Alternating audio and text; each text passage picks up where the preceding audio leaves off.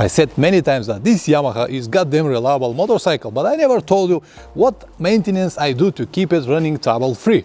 In this video now, I'm going to share with you what exactly I did to achieve this mileage. Also, all the things that I'm about to tell you now are universal and they could be applied to any motorcycle, and it doesn't matter what kind of engine it has or how expensive it is. Stay with me.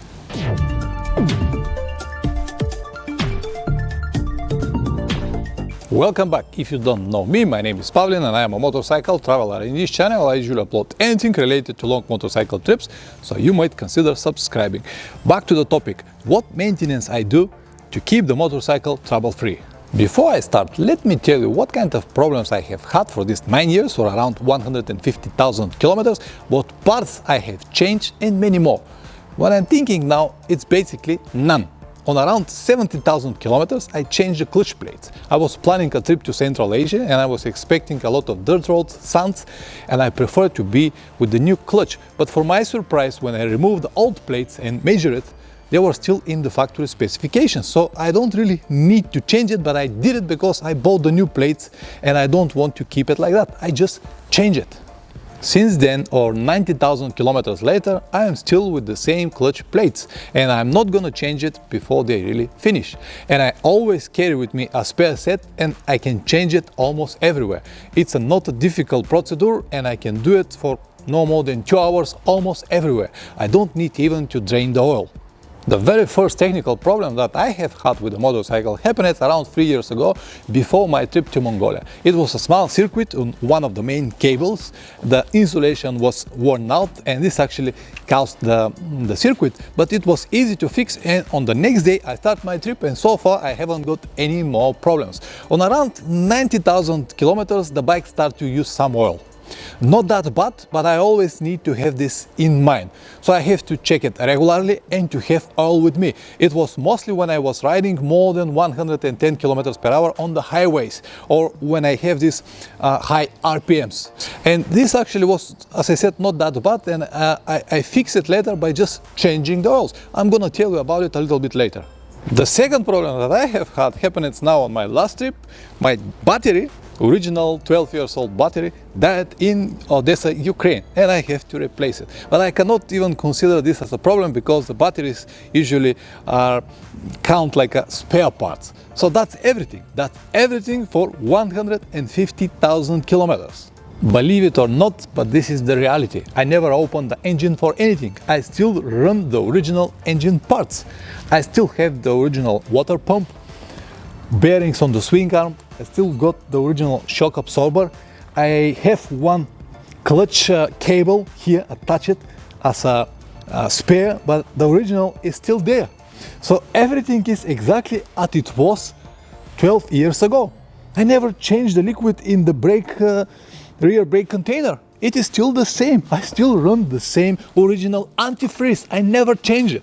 So many of the things that so-called experts will tell you that you have to change regularly are not really necessary. Of course, I did a lot of oil changes, filter changes, wheel bearings, dust seals and many more, but these are part of the regular maintenance that I do, and I believe that this is the reason why the bike survived so long. Let's make it now clear right from the beginning. I'm not a mechanic, and everything that I'm about to tell you, it's my personal experience. Yes, it helps me a lot, but there is no guarantee that you're gonna achieve the same mileage, just duplicate what I did.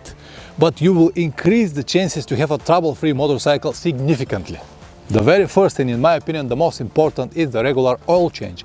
If you still believe that to wash your motorcycle is more important than to change the oil, you're about to learn the hard way that is not exactly like that.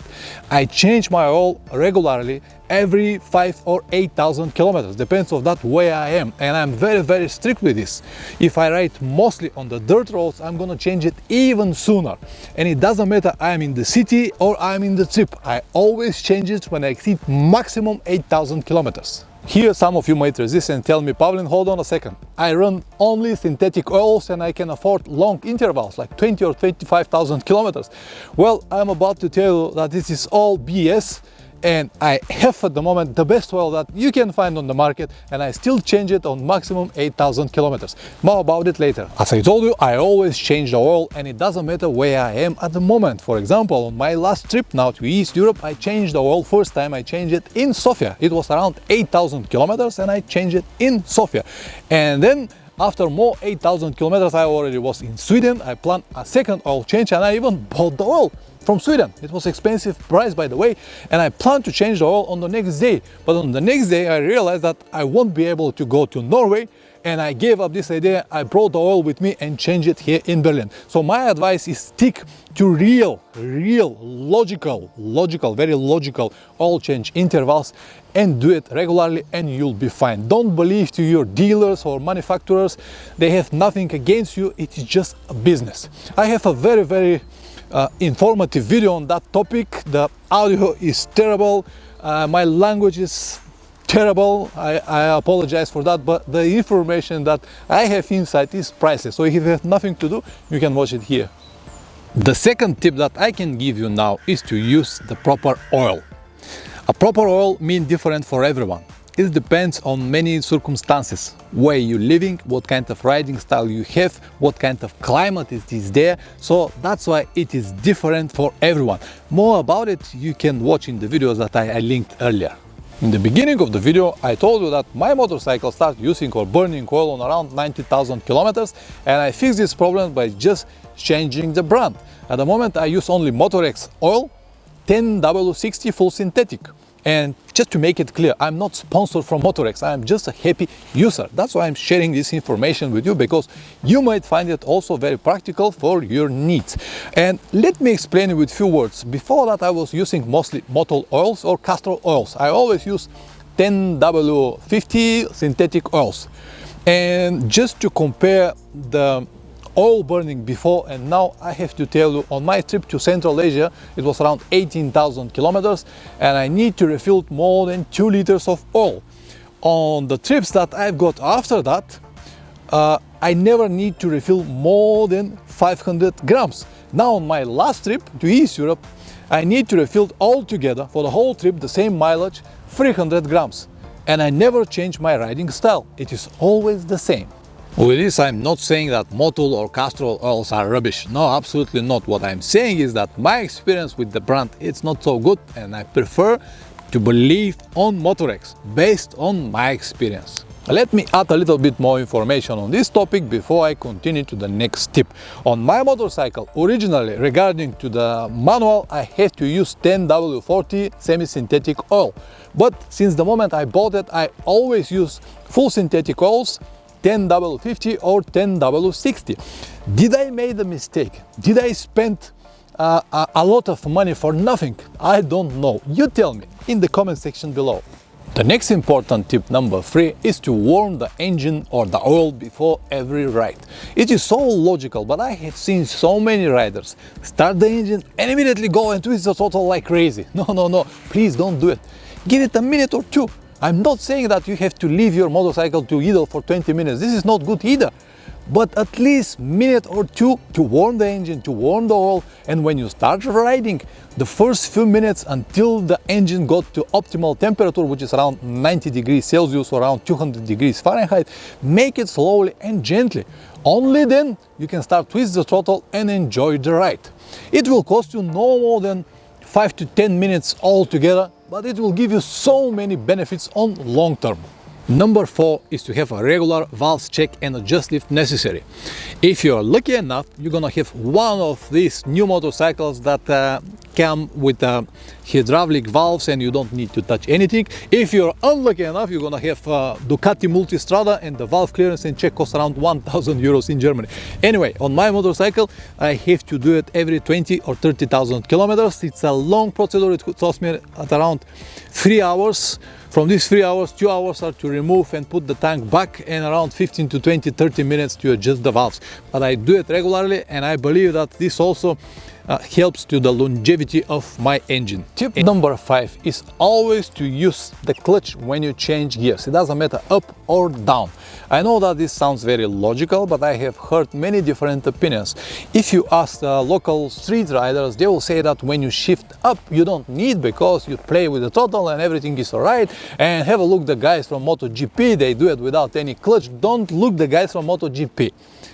They are professionals. Their bikes are set exactly for this, and they got the chance to change the gearbox after every race if necessary. But this is your bike, and don't believe on all of this bullshit. Change the gears always with clutch. It doesn't matter up or down.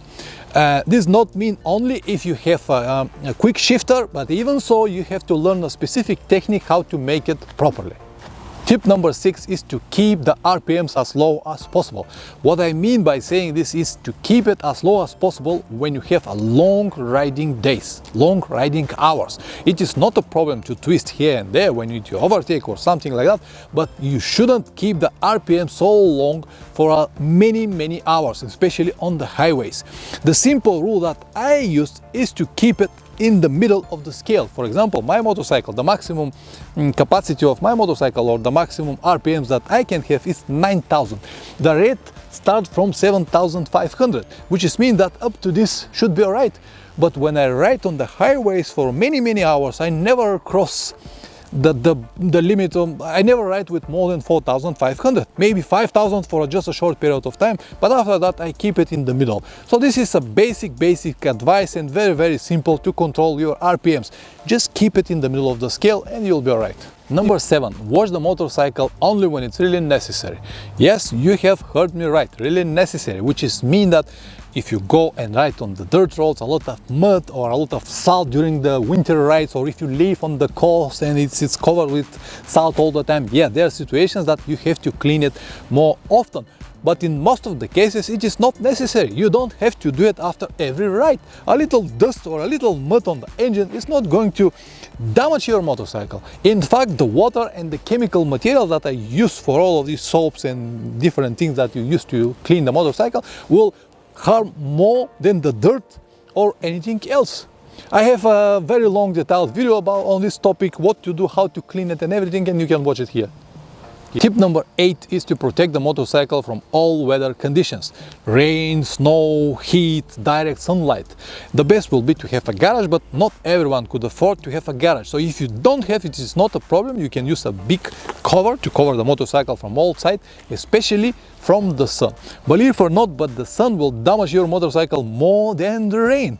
For example, if you take a motorcycle kept outside in Spain or Italy, where the sun is something like constant, after 2-3 years the sun will burn all the plastics, all the rubbers, all the important electric systems and everything, that after 2-3 years outside, this motorcycle will look like 20 years old. I'm not going to tell you even how, but it is this for the electric systems and the plastics and everything. Tip number 9 is to use the motorcycle for what is designed.